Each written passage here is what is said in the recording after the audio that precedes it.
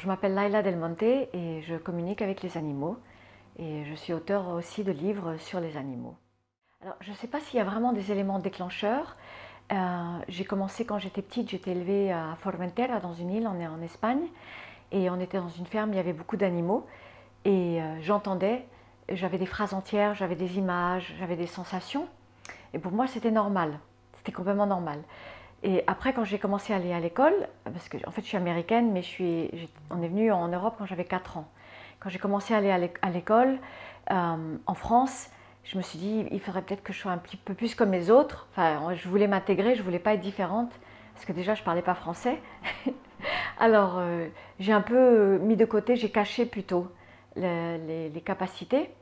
Et voilà, j'ai fait une carrière d'artiste et une carrière en lettres aussi. Et c'est plus tard, quand j'ai réalisé que j'avais un cadeau quelque part, j'aime pas trop le mot don, mais un cadeau, que j'ai voulu le partager avec d'autres personnes, pour qu'ils puissent comprendre les animaux aussi. Alors, à travers toutes les années de communication, j'ai beaucoup d'années derrière moi, j'ai plus de 20 ans d'expérience, en tout cas en Europe, et j'ai commencé avant ça aux États-Unis, à Colorado même. Euh, j'ai appris que beaucoup des problèmes de comportement et des choses qui sont liées aux animaux ont vraiment à voir avec les humains. Donc évidemment, il y a les traumatismes des animaux, et que là c'est évident que c'est les humains parce qu'ils ont été maltraités ou mis dans des conditions difficiles. Mais ensuite, dans le cas d'animaux de compagnie, beaucoup de problématiques des animaux, qu'on appelle soi-disant des problèmes de comportement, sont liés à des choses des humains, qu'ils n'expriment pas ou qu'ils ne montrent pas ou qu'ils ne parlent pas. Donc j'ai appris beaucoup sur les humains en faisant les animaux. Quelle est la définition du vivant? Alors c'est le vivant animal ou le vivant humain ou tout le vivant? Tout le vivant. Alors bon, pour moi tout est lié. C'est-à-dire que nous on est liés aux animaux, on est liés à la nature, on est liés aux plantes, à la planète. Et il n'y a pas de séparation, on est tout une chose. Et justement le problème c'est que nous les humains, on sépare tout. Et on place les humains au-dessus de tout le reste, alors que tout est lié, tout est interconnecté. Et c'est le fait qu'on place les humains au-dessus du reste et que tout doit aller au service des humains qu'on se retrouve maintenant avec une planète en grande difficulté et avec des animaux en voie d'extinction. Alors je pense que il faut qu'on arrive à retrouver ce vivant et comprendre que ça fait partie de nous, que c'est à l'intérieur de nous et que nous on est à l'intérieur de eux. Et nous, on doit rétablir tout ce qu'on a détruit jusqu'ici, en fait. C'est nous, les humains, qui devons rétablir tout ça. Pour moi, le vivant, c'est ça. En tout cas, ce vivant-là, le vivant lié à notre planète. Alors, je crois que ma plus grande peur, c'est de ne pas être à la hauteur de ce que je suis supposée faire, parce que je travaille avec d'autres dimensions, si je peux me permettre. C'est un petit peu complexe, mais je ne travaille pas toute seule, je travaille avec d'autres dimensions. Et la peur, c'est de ne pas être à la hauteur, et de ne pas le faire bien ou de ne pas finir ce que j'ai besoin de faire avant de partir de l'autre côté. Et aussi de ne pas avoir assez d'éthique à l'intérieur de moi, de manquer d'éthique. Je pense que c'est peut-être ça ma plus grande peur. À part les peurs normales qu'on a tous, maladie, de douleur, enfin les peurs comme ça quoi. Les peurs habituelles de tous les humains quoi. Mais la plus grande, si je réfléchis à quelle serait peut-être la plus grande, parce que c'est pas mourir en tout cas. C'est pas mourir, j'ai pas peur de mourir puisque je suis en contact avec d'autres parties, d'autres dimensions. Donc c'est pas la peur de mourir, dans ce cas-là, ce serait plus la peur de la douleur, de la maladie, des choses comme ça. Quand j'ai travaillé avec les autres dimensions, enfin je travaillais avec eux, le niveau éthique est tellement élevé, le niveau de vérité, le niveau d'amour, le niveau de compassion, c'est tellement élevé que moi je sens que waouh, je ne vais jamais arriver à un niveau comme ça. C'est pas possible. En tant qu'humain, c'est vraiment difficile. Voilà, c'est ça. Qu'est-ce qui m'agace dans ce monde? Oui, déjà, est-ce qu'il y a des choses qui t'agacent? Dans le monde en général? Dans le monde, oui. Bon, ça serait plus que le mot agacé. Alors dans le monde en général, enfin, ce serait pas le mot agacé, ça serait le mot plutôt révolté peut-être, ou dégoûté, ou oui, d'abord c'est toutes les politiques qu'il y a qui vont à l'encontre de notre planète, du bien-être de notre planète, toute la cruauté animale et tout ce qui serait catégorisé comme les bêtises qui amènent à la souffrance des animaux et de notre planète. Moi, je suis vraiment quelqu'un que j'ai vraiment vécu mes rêves. Et donc, personnellement, je pense qu'il faut vraiment essayer de faire tout pour vivre son rêve. Parce que quand on veut vraiment, c'est faisable. Donc, moi, je viens d'un milieu littéraire, mais j'étais artiste, j'étais danseuse, et, on m'a éduquée comme quoi c'est pas possible de vivre, de gagner sa vie, tout ça. Et je l'ai fait. Je suis devenue danseuse de flamenco, j'ai dansé dans les plus grands théâtres, et je l'ai fait. Et après, quand j'ai commencé à faire ça, parce que c'était toujours là, mais quand j'ai lâché l'autre partie pour faire ça, ça apparaissait complètement impossible de faire ce que je fais, de la communication animale. C'était quelque chose de complètement aberrant, impossible, personne n'allait me croire, etc. Et je l'ai fait. Donc je pense que si je peux transmettre quelque chose, c'est faire ce dont on croit profondément, mais pas faire quelque chose parce qu'on pense juste c'est bien de le faire et ça serait bien et je veux être pareil que l'autre ou j'ai plus envie de faire ce travail-là, je veux faire un autre. Non, pas comme ça. Il faut vraiment que ce soit un vrai appel du cœur, une vraie énergie qui porte, parce que sinon ça ne marche pas. Mais quand on a vraiment cette passion et qu'on a un vrai appel du cœur, il faut le faire. Il faut y croire, même si on est rejeté 30 000 fois. Par rapport aux animaux, donc il y a une anecdote, je pense peut-être, qui peut être bonne. C'est un cheval qui... j'allais voir le plus grand cavalier de France, Michel Robert, et je devais... on me l'a... Enfin, made to know him, on m'a fait connaissance avec lui, et j'avais été à son centre équestre, et là il y avait un cheval qui a eu un accident. Et donc il m'a demandé, il m'a dit, là, il a fait quelque chose. Et j'ai dit, mais je peux pas, qu'est-ce que je vais faire? Je peux pas comme ça, parce que je faisais des soins aux animaux, des animaux malades, régulièrement. Et c'était le soir déjà, et j'étais là-bas, et je dis, mais je peux pas, je suis pas concentrée, méditer, je suis pas dans la bonne situation. Il m'a dit, vas-y, fais-le. J'ai dit, non, non, je peux pas. Et j'ai dit, mais non, il faut un dentiste équin, il faut aller à la clinique, je vais pas faire ça comme ça. Il a dit, si, vas-y, fais-le, fais-le. Et là, il m'a poussé à le faire, et il m'a amené au box du cheval. Et en fait, le cheval, il avait la mâchoire coupée en deux. Parce qu'il s'était cogné sur une barre en fer et la mâchoire elle était comme ça, elle était coupée en deux. Et il y avait du sang partout, enfin il y avait des morceaux de chair partout, enfin c'était horrible. Et moi j'ai dit je peux pas. Et il m'a dit fais-le parce que là on peut rien faire d'autre. On n'a pas le temps d'aller à la clinique ni rien. Et donc j'ai demandé de l'aide là-haut. Et du coup on a eu des miracles. J'ai posé les mains et j'ai su exactement ce qu'il fallait faire à ce moment-là. Et j'ai dit, donc je donnais des ordres aux autres, je disais, mettez-vous comme ci, faites ça, respirez comme ci, faites ça. Et en fait, on a eu des gros miracles, la mâchoire s'est complètement remise au bout, mais ça a pris 6 heures quand même. 6 heures de travail et d'attention et tout ça. Et je savais exactement qu'est-ce qu'il fallait faire, comment on le laver, qu'est-ce qu'il fallait lui donner, qu'est-ce qu'il fallait faire. Et la mâchoire qui pendait comme ça, carrément, c'était une fracture complète. Et ça s'est remis comme ça petit à petit. Et au bout de 6 heures, il n'y avait plus rien. Il n'y avait plus de traces, il n'y avait plus rien. Et ensuite, j'ai le dentiste équin qui était là, sur place, j'ai même pu lui dire qu'est-ce qu'il fallait qu'il fasse. Et il a relimé les dents, il a tout remis en place. Donc on a eu le gros miracle, et c'était le jour de mon anniversaire. Donc je raconte cette histoire parce qu'elle est après mes rêves. Et ça, c'est vrai, ça faisait partie de mes rêves. Les miracles J'aime les miracles, moi, j'adore ça. Donc ça fait partie de mon monde de rêve. C'est pour ça que je raconte cette anecdote. Et voilà, c'était une très très belle histoire et ça m'a permis de... Ça a été comme la petite carotte qu'on a mis devant l'âne. Tu vois, tu peux. Bon, après, j'ai pas eu les miracles énormes comme ça, mais ça m'a aidé à continuer plus tard, à continuer à aider tous les animaux malades que j'aide et avoir la force et avoir l'énergie et le courage parce que c'est pas facile, c'est décourageant aussi beaucoup de fois. On n'y croit plus et puis on ne peut pas aider tout le monde. Il y a beaucoup d'animaux qu'on ne peut pas aider. Et, il faut qu'ils partent de l'autre côté, où il faut faire une euthanasie et tout ça. Mais cette histoire, elle m'a permis de vraiment croire qu'on a de l'aide de l'autre côté et que quand on aime vraiment quelque chose et que quand on y croit et que quand c'est ce qu'on est supposé faire, voilà, ça vient. Bon, moi aussi, j'étais guérie miraculeusement, pas mal de fois. Donc d'abord j'étais guérie à Madrid il y a beaucoup d'années en arrière et quand mes enfants sont nés et en fait j'étais en train de mourir et je savais que j'étais en train de mourir. C'est après la naissance, 6 mois après la naissance, et je pesais 43 kilos, enfin j'étais très très mal et on ne savait pas très bien ce que j'avais. Et là j'étais guérie, il y avait un congrès international de chamans, c'est le premier congrès international à Madrid, et ils ont appelé des chamans du monde entier. Et là cette fois-là il y avait un kabbaliste qui était là, et il y a eu une guérison miraculeuse à travers lui, pour moi. Donc le lendemain j'ai réussi à me relever, me remettre sur pied, enfin, il a prié. Donc ça c'était mon premier miracle.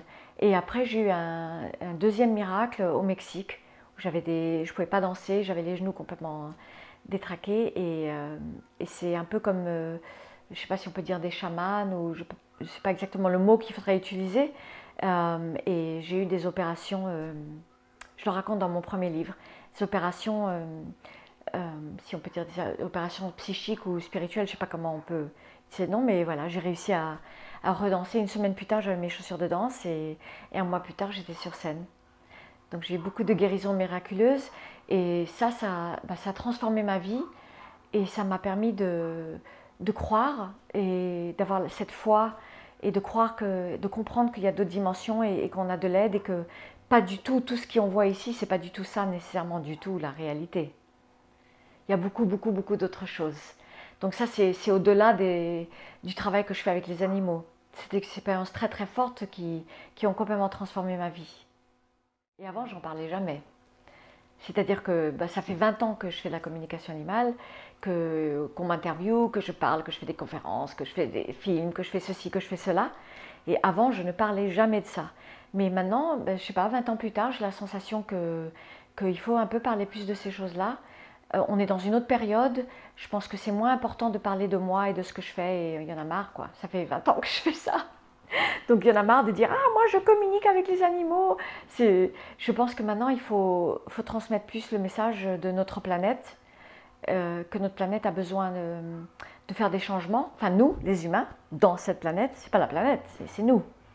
Et on a besoin de faire des changements pour notre planète, et on a de l'aide d'autres dimensions. Je pense que maintenant je me permets de parler plus de ces choses-là. Qu'avant jamais de la vie j'aurais parlé de ça. Jamais. Je pense que les gens sont plus ouverts, sont plus réceptifs.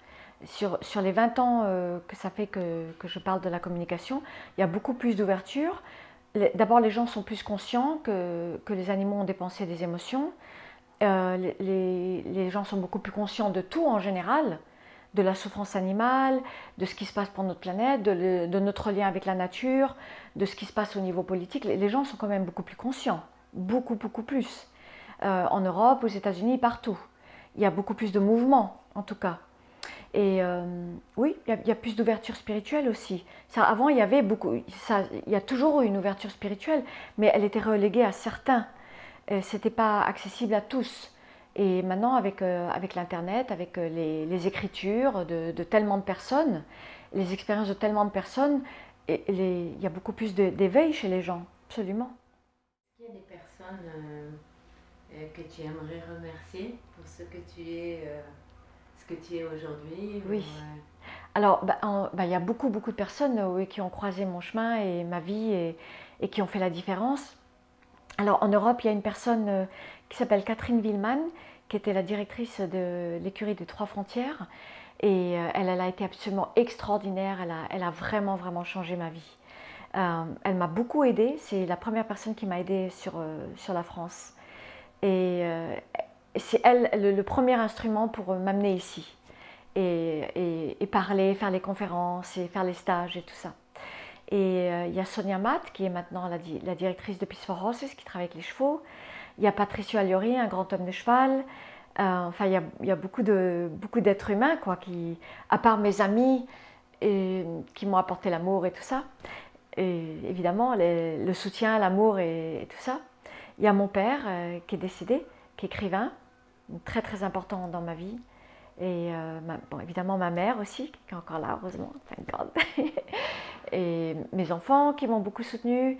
Et après, de l'horreur, j'ai oublié des gens. Mais après, il y a tous les êtres des autres dimensions qui ont été les plus importants de tout. Les plus importants de tout.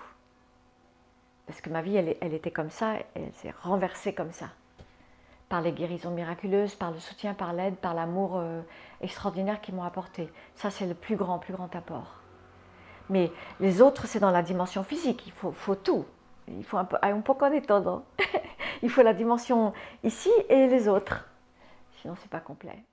Des personnes qui m'ont inspirée. Alors évidemment, quand j'étais artiste, il y avait tous les extraordinaires artistes que j'ai côtoyés. Donc je ne sais pas s'il faut que je mentionne tout le monde, mais personne ne va savoir qui c'est. Ici, des personnes qui m'ont inspirée, beaucoup Patricio Agliori, homme de cheval. Au niveau animal, c'est-à-dire qu'au niveau animal, c'est des gens de tous les jours. C'est des petites gens de tous les jours qui travaillent avec les animaux. Ce n'est pas nécessairement des grandes figures importantes qui font des grandes choses. C'est les gens de tous les jours qui travaillent avec les animaux et qui comment dire, rescatar, qui sauvent des animaux. Donc des gens vétérinaires, des amis à moi vétérinaires qui font des choses incroyables pour les animaux. Les gens qui travaillent dans les refuges. Il y a un refuge à Malaga que j'aide beaucoup, avec des personnes extraordinaires. Et c'est un travail très très difficile. Ils sont plongés dans la souffrance animale et c'est des gens qui font du travail tous les jours. C'est ces gens-là qui m'ont vraiment affectée. Oui, alors vers quoi je m'oriente maintenant? C'est un peu ce que je disais tout à l'heure, que je pense que maintenant j'ai eu beaucoup de conférences, j'ai le film, j'ai les documentaires, il y a les livres, blablabla, où j'ai dit qu'est-ce que c'était que la communication, où j'ai expliqué que les animaux ont des pensées et des émotions. Et maintenant, je me dirige plus vers la compréhension de la conscience des animaux et vers la transformation pour notre planète.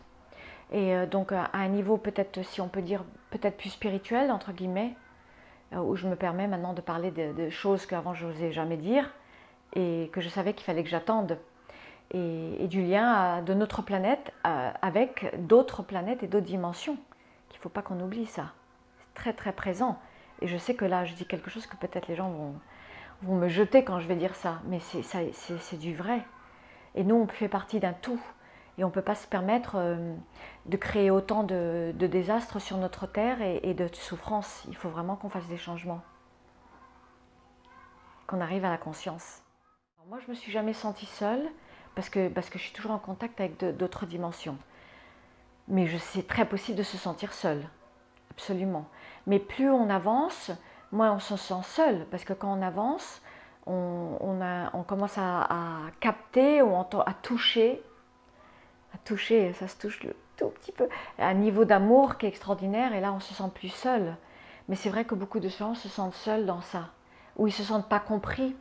Mais ce qu'ils savent pas, c'est qu'il y a beaucoup de gens qui sont comme eux. Et qu'il y a un moment où il faut peut-être ou oser en parler, ou oser partager. Alors on n'est pas si seul. Alors c'est pas tout à fait pareil que le mien, mais c'est évident que j'ai rencontré des gens qui ont des parcours de recherche spirituelle ou de recherche avec les animaux. Donc beaucoup de vétérinaires absolument incroyables, des vétérinaires extraordinaires qui cherchent à comprendre les animaux, leur conscience, aller plus loin dans les diagnostics, qui ont des recherches spirituelles. Oui, j'ai vraiment rencontré pas mal de gens, oui, absolument. Alors, je pense, en tout cas par rapport aux animaux et par rapport à ce qu'on parlait tout à l'heure de notre planète et tout ça, je pense que le plus important, c'est de nous développer notre propre conscience. Et comment on développe notre propre conscience? Déjà par tout type de travail interne, la méditation, la connaissance, tout ce qu'on peut trouver, quoi. Chacun est différent, chacun a des chemins différents. Donc il n'y a pas un chemin nécessairement pour développer la conscience. Après, je pense que c'est important d'apprendre le langage humain, animal, pas humain, on le connaît déjà. Je pense que c'est important d'apprendre le langage animal parce que vraiment les animaux ils communiquent. Mais il faut l'apprendre correctement. Il ne faut pas interpréter, il ne faut pas penser, dire n'importe quoi, il ne faut pas mettre des choses dans leur bouche qui ne sont pas vraies ou pas réelles. Donc je pense qu'il faut apprendre ce langage humain. Ah, pourquoi je dis humain? Langage animal, correctement, de la bonne façon, sans interprétation. Et je pense qu'ensuite, il y a une question d'action. Il faut faire des actions justes pour l'évolution de notre planète, de là où on en est, quoi. Donc par exemple, par rapport au changement climatique ou aux choses comme ça, qui affectent les animaux, parce qu'il y a énormément d'animaux en voie d'extinction. Et c'est quand même grave. C'est très très grave. Donc je pense que c'est les 3 éléments qu'il faut développer.